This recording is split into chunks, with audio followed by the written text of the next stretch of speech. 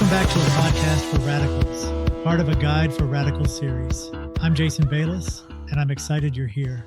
If this is your first time listening, let me share what we're all about and how today's episode fits into our larger exploration. A Radical Guide began as a directory linking people to radical spaces and movements around the world, places where folks could find and connect with like-minded communities. Over time, this directory evolved into a multifaceted platform dedicated to education, organizing, and mutual aid. By building on the three pillars of connect, amplify, and unite, we create spaces where people can grow, share, and collaborate toward lasting social transformation. A Guide for Radical series builds on these efforts by exploring radical history, theoretical foundations, and strategic frameworks for systemic change. Each installment aims to bridge the gap between theory and action, encouraging steps toward dismantling oppressive systems, capitalism, patriarchy, colonialism, and envisioning alternatives based on equity, autonomy, and mutual care. In our last episode, we looked at how liberation frameworks help us understand the roots of oppression and the pathways toward collective power. Today, we continue that conversation by focusing on 6 foundational concepts of liberation: awareness, critical realism, De-Ideologization, social orientation, amplifying voices, and methodological eclecticism. We're about to get into some pretty nerdy territory. Think of these as key tools in creating the types of communities we want to see, where solidarity thrives and oppressive structures lose ground. Liberation, as mentioned in previous episodes, begins with awareness. So let's take a closer look at what that means. Awareness means engaging deeply with the world around us to understand how social and economic structures shape our lives. It involves asking questions like, why are things the way they are? And what forces create these conditions? By actively listening to local stories and exploring the lived experiences of those most affected by injustice, we uncover the visible and hidden layers of oppression that sustain inequality. You might be asking, what does it look like to see the world through the voices of those impacted by injustice, and how does that build awareness? Awareness involves actively questioning, listening, and seeking to understand the visible and hidden layers of oppression in society. When we engage deeply with those who experience systemic oppression firsthand, we begin to see the visible and hidden layers of inequality. For instance, talking with residents in a community burdened by environmental hazards uncovers individual experiences and patterns of neglect rooted in systemic policies. Awareness grows as we connect these patterns to larger structures of power and privilege, revealing the ways inequality is perpetuated. This process transforms passive understanding into a driving force for solidarity and collective action. Building awareness begins with creating spaces for collective reflection and dialogue, directly connecting to the first stage of the cycle of liberation. In a previous episode, we explored how this initial stage emphasizes self-awareness and understanding the broader systems that shape individual and collective experiences.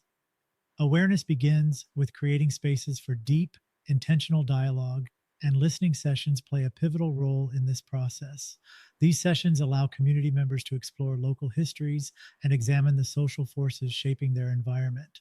By providing a platform for those most impacted by injustice to share their lived experiences, these conversations uncover patterns of systemic oppression and foster a collective sense of purpose.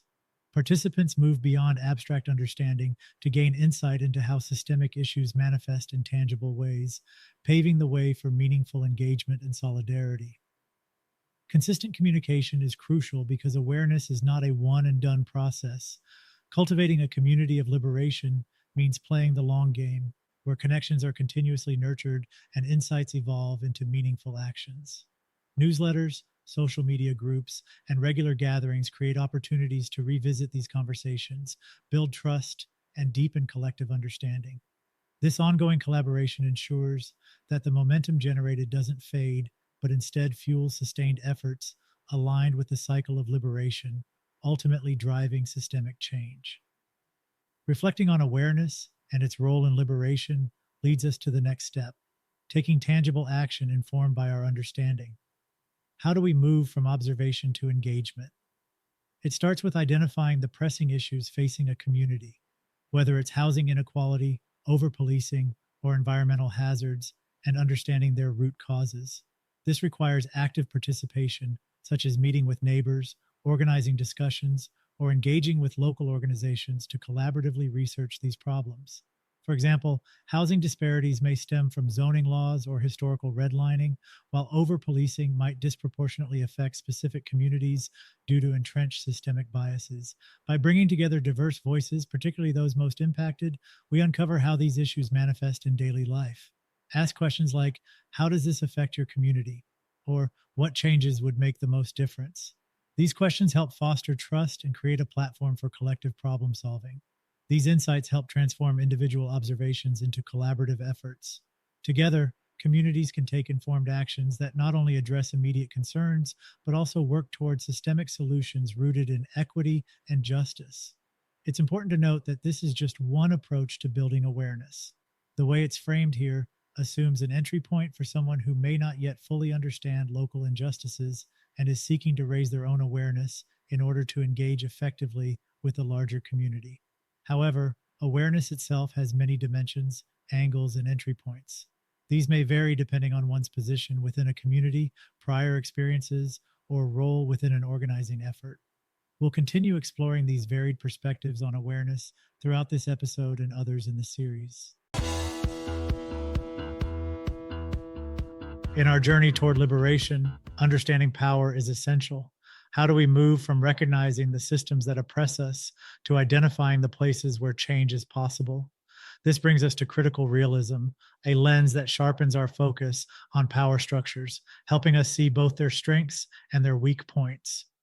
Critical realism emphasizes seeing the world as it is, acknowledging systemic oppression while striving for transformative change.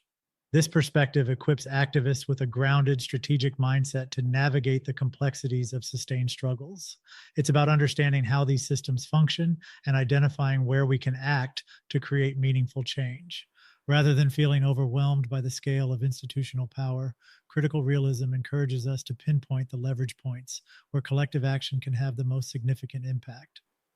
Let's explore a real world application of critical realism. Imagine a community facing contaminated water caused by industrial runoff. Rather than stopping at symbolic protests to raise awareness, critical realism encourages us to dive deeper into understanding the interlocking systems behind the issue. This includes examining capitalism's prioritization of profit over public health, the underfunding of regulatory agencies, and systemic biases in enforcement practices. By identifying these connections, we uncover opportunities to act strategically, such as targeting corporate polluters, pressuring policymakers, and holding financial backers accountable.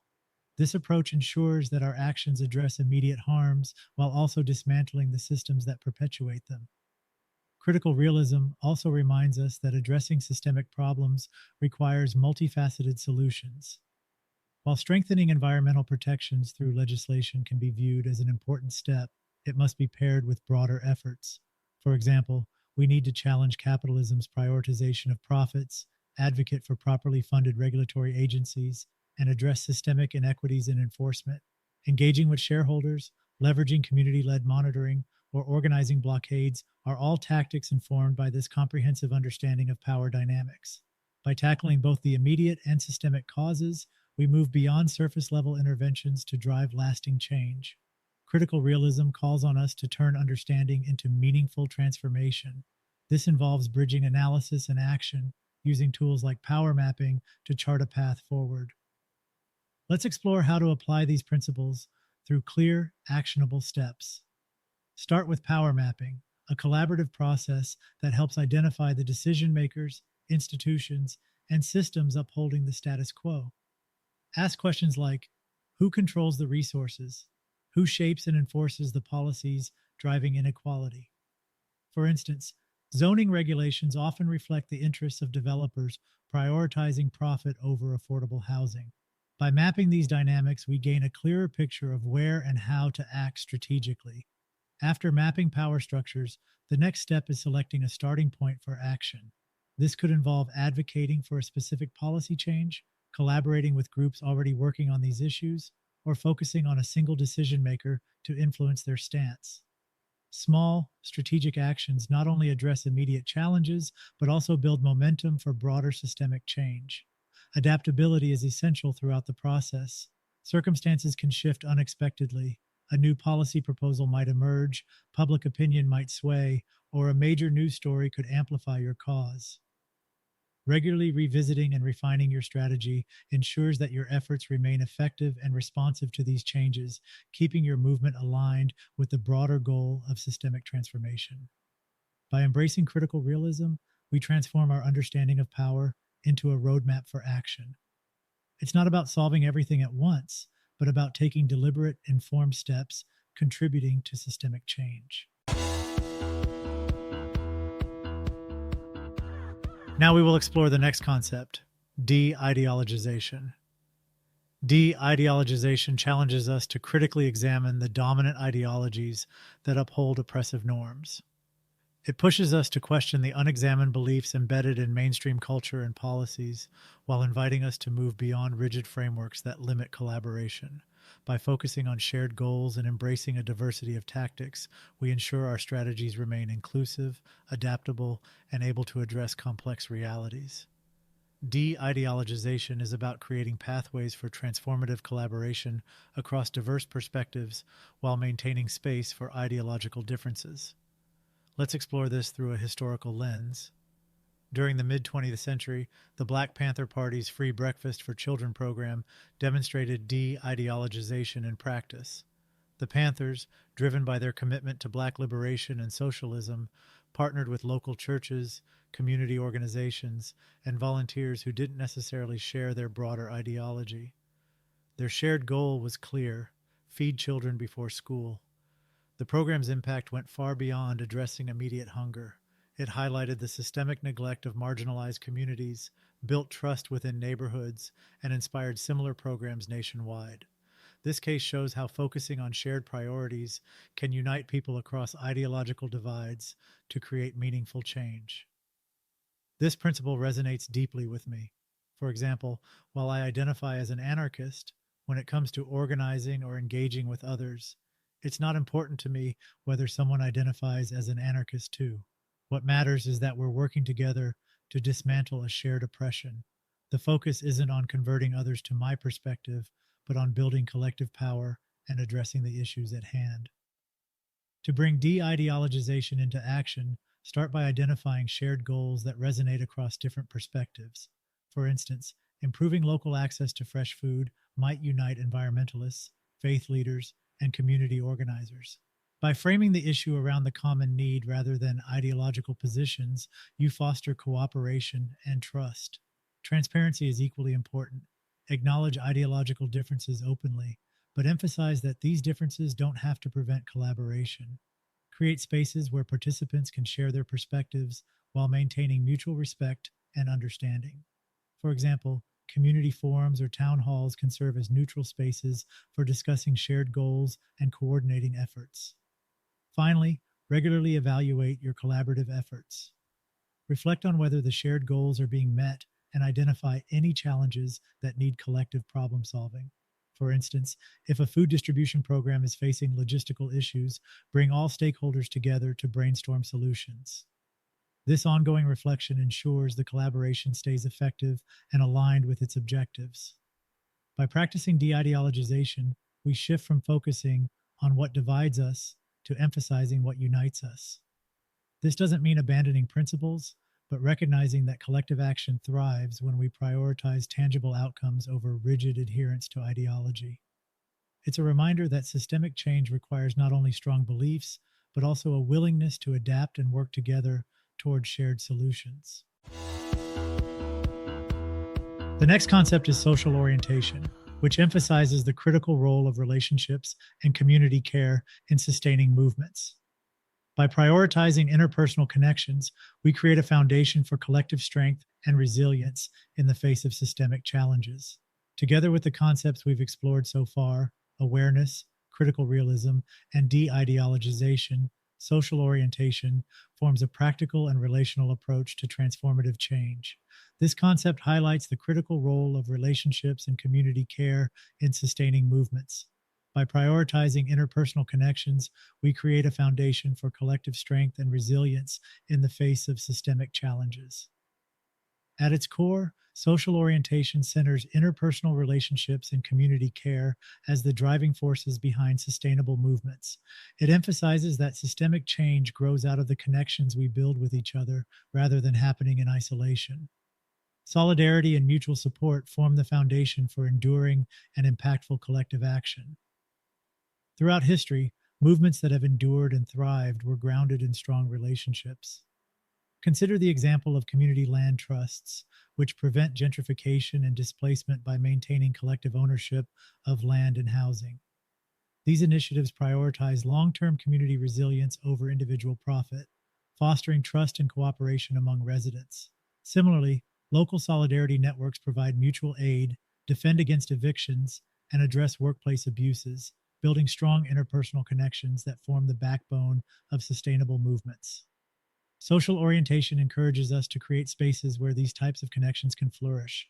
This isn't limited to formal organizing meetings. It can be as simple as organizing a game night or setting up childcare swaps.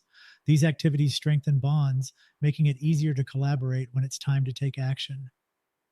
To bring social orientation to life, start with building trust and relationships through consistent, meaningful interactions. These can include low pressure gatherings where people can connect informally while working toward shared goals. For example, hosting a community potluck or organizing a neighborhood cleanup day provides a chance to bond and develop trust, laying the groundwork for deeper collaboration. Next, ensure that every space is accessible and inclusive to demonstrate care and commitment. Providing childcare, transportation assistance, or offering multilingual materials are practical ways to reduce barriers to participation. For example, a solidarity network addressing housing issues might include translation services or provide meeting spaces that are accessible to all. These efforts foster mutual care and create an environment where everyone feels valued. Finally, create systems of mutual aid to sustain and strengthen the community over time. These could include setting up shared resources like tool libraries, establishing rideshare networks, or organizing meal prep cooperatives. Regular check ins and rotating responsibilities can also help address challenges like burnout and ensure that the group remains resilient and equitable in its practices. By embedding these practices into your organizing, social orientation becomes more than a concept, it becomes the foundation of your movement. It fosters the care, trust, and collective strength needed to face challenges and achieve lasting systemic change. As we explore the foundational concepts of liberation, we arrive at amplifying voices. This principle emphasizes centering the leadership, experiences, and insights of those most impacted by systemic injustice. Building trust and fostering relationships within communities are essential to this process, as collaboration across differences creates a united vision of justice and equity. This approach addresses historical inequities and systemic silencing by actively engaging marginalized communities and shaping solutions. Those closest to injustice hold essential perspectives on root causes and innovative strategies for change. By centering these voices, we ensure solutions emerge from within communities rather than being imposed externally, fostering movements that are truly equitable and inclusive. To amplify voices effectively, prioritize trust building with communities most affected by systemic injustices. Hosting listening sessions in impacted neighborhoods provides a platform for participants to share their experiences and propose solutions. For instance, a tenant union can organize forums where residents discuss challenges like eviction and contribute to shaping advocacy strategies. These efforts ground actions in lived realities, strengthen collaboration, and lay the foundation for meaningful collective progress. Next, remove barriers to participation. Offer resources like childcare, transportation, or stipends to support those contributing their time and expertise. Training opportunities, such as media workshops or leadership development programs, can empower marginalized voices to take on influential roles within the movement. Center community led initiatives by supporting projects that originate from the communities themselves. For instance, help establish a tenant union led by residents facing housing instability, or fund mutual aid networks addressing local needs. These initiatives ensure that solutions remain rooted in the lived experiences of those they aim to support. Reflection and accountability are vital throughout this process. Regularly assess whether your efforts genuinely uplift marginalized voices or inadvertently maintain systemic imbalances. Feedback from community members can identify areas for improvement and ensure alignment with the broader goals of equity and liberation. This ongoing evaluation fosters transparency and trust within the movement. By amplifying voices, we create inclusive movements where leadership reflects the realities of those most affected. This approach not only strengthens organizing efforts, but also ensures that the solutions developed are deeply rooted in equity and the pursuit of collective liberation. Let's continue building on these foundational practices to advance systemic change as we turn to the next concept.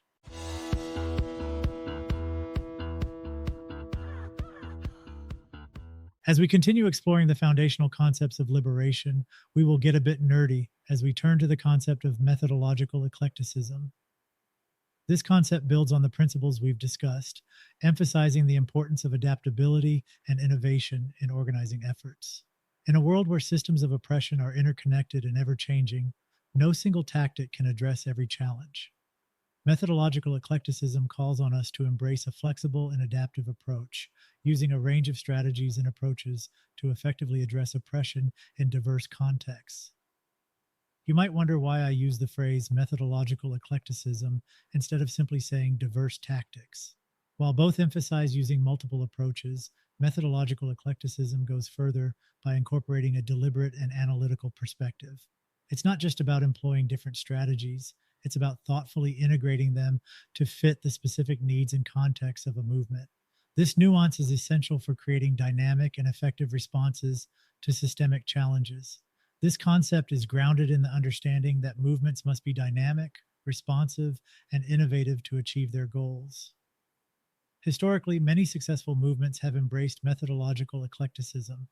Take, for example, the anti nuclear campaigns of the late 20th century. These movements combined direct action, such as blockades to disrupt nuclear facilities, with mass protests that brought thousands of people into the streets, capturing public attention. Simultaneously, they pursued legal advocacy, challenging nuclear policies in courtrooms, and engaged in public education campaigns to inform communities about the dangers of nuclear energy and weapons. These efforts led to significant victories, including policy changes and the cancellation of numerous nuclear projects. By integrating these diverse methods, the campaigns were able to create pressure at multiple levels, raising awareness among the public, challenging policymakers, and disrupting the operations of nuclear facilities. This multifaceted approach demonstrated how different tactics can complement each other, reaching varied audiences and addressing the issue from multiple angles to build a stronger, more effective movement. To apply methodological eclecticism in your organizing, start by identifying the specific dynamics and opportunities presented by the issue you're addressing. Use the 5 points of intervention framework as a lens to explore different angles: the point of production, point of destruction, point of consumption, point of assumption, and point of decision. Each point offers a unique perspective and strategy for tackling systemic challenges. Let's explore these points in a more integrated way. At the point of production, organizers might focus on mobilizing workers within exploitative industries to challenge unfair practices and advocate for systemic change. This could involve unionizing efforts, workplace strikes, or even campaigns that expose labor injustices. Shifting to the point of destruction, this is where activists directly intervene to halt harmful practices. For example, environmental groups might organize blockades or protests to prevent deforestation or disrupt pipelines contributing to environmental degradation. These actions aim to physically interrupt systems causing harm. At the point of consumption, the focus shifts to public awareness and individual decision making. Movements here might launch educational campaigns encouraging communities to consider ethical consumer choices, such as boycotting exploitative corporations or supporting local cooperatives. The point of assumption addresses the cultural narratives that perpetuate systemic oppression. Storytelling, art, and public education are vital tools here, challenging dominant ideologies and encouraging new ways of thinking. For instance, a public art campaign might question the normalization of corporate control over housing or healthcare. Finally, the point of decision involves targeting those with decision-making power. Advocacy efforts might include lobbying policymakers, filing legal challenges, or organizing campaigns that hold institutions accountable for their actions. This point emphasizes leveraging institutional change to complement grassroots efforts. When assembling your team, revisit the foundational concepts we've discussed, such as social orientation and de-ideologization. A movement thrives when it incorporates diverse skill sets and perspectives. For example, a legal strategist might focus on advocacy at the point of decision, while an artist creates compelling visual campaigns to address the point of assumption. This integration of roles ensures the group is flexible and innovative, capable of responding effectively to changing circumstances. Experimentation is another vital aspect of methodological eclecticism. Be open to testing new approaches, learning from successes and setbacks alike. A group working on housing justice, for example, might combine tenant organizing at the point of consumption with legal challenges at the point of decision, all while using public art to challenge narratives about housing as a commodity. These varied tactics work together, addressing the issue on multiple levels and engaging different audiences. Lastly, remain grounded in your values. While flexibility is essential, every tactic must align with principles of equity, mutual aid, and collective liberation. This ensures that the movement's strategies remain authentic and do not compromise its mission. By integrating the 5 points of intervention and embracing methodological eclecticism, movements gain the tools to address systemic issues from multiple angles. Reflecting on this concept as a whole, methodological eclecticism underscores the power of adaptability and thoughtful integration of strategies. It challenges us to go beyond rigid frameworks and consider the specific dynamics of each issue, ensuring that our approaches are as multifaceted as the systems we seek to dismantle. Through resilience, collaboration, and a commitment to liberation, we can build movements that are not only effective but transformative. Before moving on, let's take a moment to think about these points in your own organizing. You might already be engaging at multiple levels without realizing it. Methodological eclecticism invites us to identify and intentionally strengthen these strategies, ensuring they work together for maximum impact.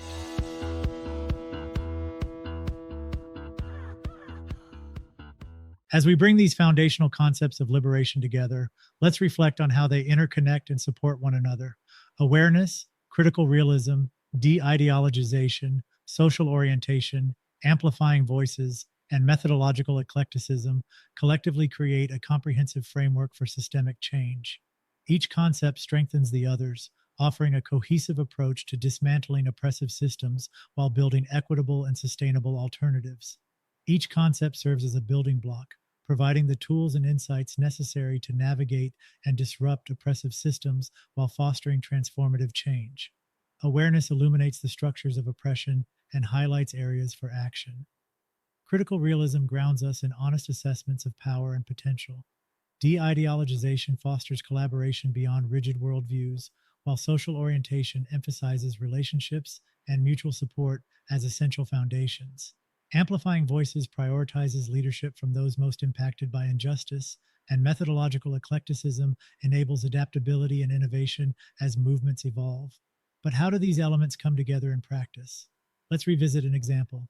Imagine a community organizing to combat housing insecurity. The journey might begin with awareness, where tenant stories and research reveal the scale of the crisis and its root causes. With critical realism, the group maps out power dynamics, identifying key decision makers such as landlords and local policymakers. De-ideologization facilitates coalition building, uniting tenants' unions, community organizations, and even faith-based groups around shared goals. Social orientation reinforces these efforts by fostering trust and creating networks of mutual support. Amplifying Voices ensures tenants lead the movement, shaping strategies based on their lived experiences. Finally, methodological eclecticism allows the group to integrate multiple tactics, such as staging direct actions to highlight unjust evictions, pursuing legal cases to defend tenant rights, and organizing public education campaigns to mobilize broader community support. This combined approach not only secures policy wins, but also strengthens community resilience and autonomy. When these concepts are applied together, they create a feedback loop. For example, the relationships built through social orientation deepen awareness by uncovering new perspectives. Similarly, the adaptability fostered by methodological eclecticism enhances coalition building as groups learn to work across differences. This interplay ensures that movements remain dynamic, resilient, and grounded in the principles of equity and liberation. As we close this exploration of liberation concepts, consider how they might inform your own organizing work. Are there areas where you could deepen awareness or foster stronger relationships? Could you incorporate more flexibility or amplify underrepresented voices? By weaving these concepts into your efforts, you contribute to building movements that are not only effective but transformative. These concepts are not just theoretical, they are tools for action. Together, they offer a pathway to dismantling systems of oppression and building a world rooted in justice, mutual aid, and collective liberation. And with that, let's move forward with the shared understanding that liberation is a practice, one we refine together as we go.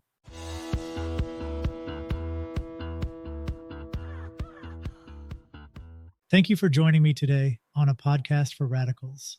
This episode is part of the larger A Guide for Radicals series, where we dive into the frameworks and strategies that drive transformative change.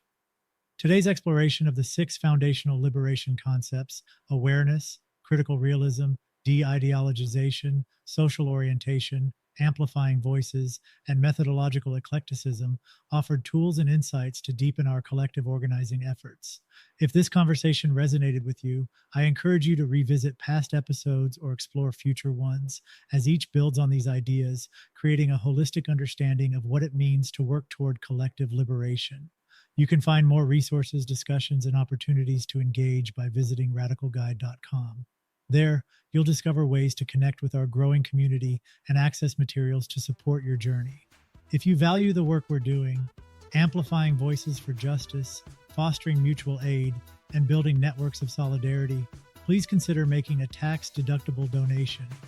Your support helps sustain and expand our efforts, allowing us to continue creating spaces where transformative ideas and action converge. Your commitment to this work is what makes movements like this possible. Together, we're building new ways of being, relating, and organizing, creating the conditions for a world rooted in equity, mutual aid, and collective liberation. Until next time, keep supporting one another, keep taking action, and remember, follow ideas, not people.